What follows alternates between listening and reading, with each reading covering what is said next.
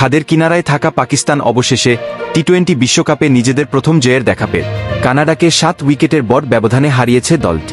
এই যে আসরের সুপার 8-এর আশাও বাঁচিয়ে রাখল বাবর আজমের দল।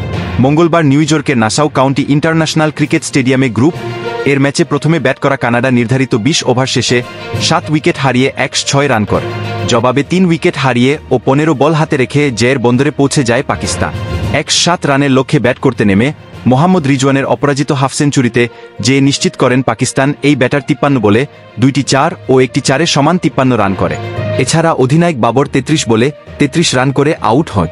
কানাডার বোলারদের মধ্যে ডিলন হেইলিগার সর্বোচ্চ 2টি উইকেট পান। টস হেরে এর আগে প্রথমে ব্যাট করতে নেমে পাকিস্তান বোলারদের তোপে একের পর এক উইকেট হারাতে থাকে কানাডা। ওপেনার অ্যারন জনসন ছাড়া আর কেউই দাঁড়াতে পারেননি। এই ব্যাটার 44 বলে 4টি 4 ও সমান ছক্কায় 52 রান করে নাসিম শাহর বলে বোল্ড হোক। পাকিস্তান বোলার মোহাম্মদ আমির 4 ওভারে 13 রানে 2টি উইকেট নিয়ে ম্যাচ সেরা হোক। হারিস রুফও 2টি উইকেট পান। পাকিস্তান এর আগে যুক্তরাষ্ট্র ও ভারতের বিপক্ষে হেরে যায়। বর্তমানে এই গ্রুপে তারা 3 ম্যাচ খেলে 2 পয়েন্ট অর্জন করে তৃতীয় স্থানে রয়েছে। 2 ম্যাচে 4 পয়েন্ট নিয়ে শীর্ষে ভারত। সমান ম্যাচে সমান পয়েন্ট নিয়ে নেট রান রেটে পিছিয়ে থেকে দ্বিতীয় যুক্তরাষ্ট্র। কানাডার 3 ম্যাচে 2 পয়েন্ট আর 2 ম্যাচে কোনো পয়েন্ট না পেয়ে তলানিতে আয়ারল্যান্ড।